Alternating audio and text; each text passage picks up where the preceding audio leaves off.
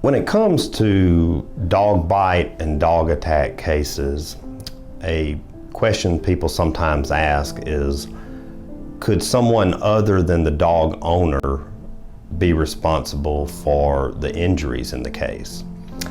And like a lot of legal questions, it always depends on particular facts and circumstances.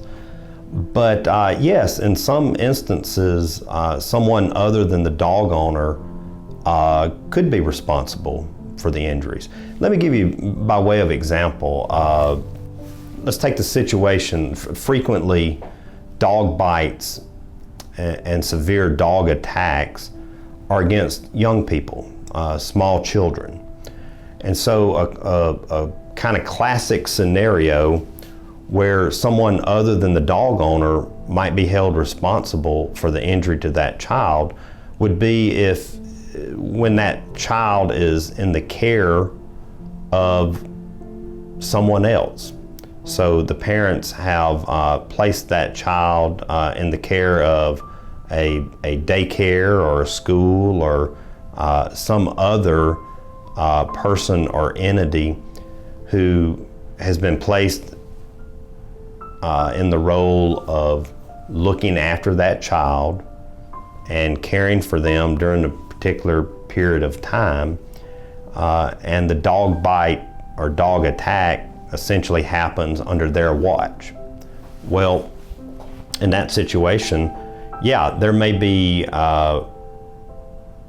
some responsibility still on the part of that dog owner, but if the person responsible for looking after that child or responsible for the care of that child is involved in the situation, and that's a person who's different than the dog owner, then there could be potential liability on them for some or all of that fault, just depending on the particular circumstances. For instance, if they did not watch the child and let the child wander over into the yard where a vicious dog was, or if they let the child willingly say go up and pet a strange dog that then turned on them. Any number of scenarios could work out where in that instance it's a person who does not own the dog who is actually responsible and bears some responsibility for those injuries, and that actually comes up quite often.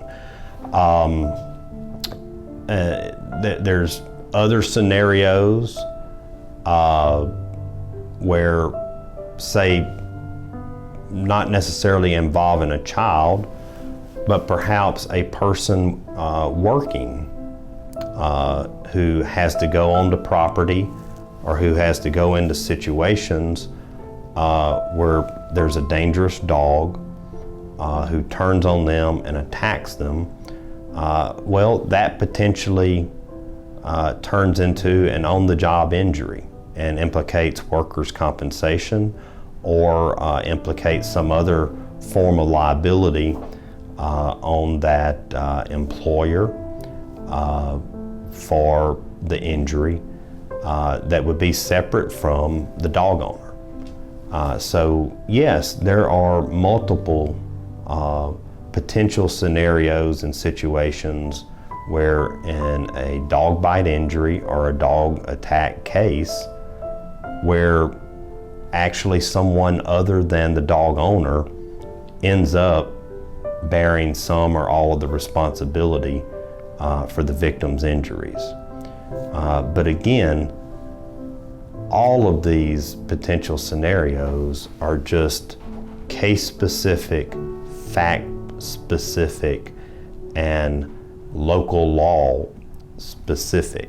So you have to have legal representation involved working on your claim in that situation, who understands litigating personal injury cases, but more specifically litigating dog bite, dog attack cases, and who understands the local law, whatever the venue is where it happened, and how it applies to those circumstances.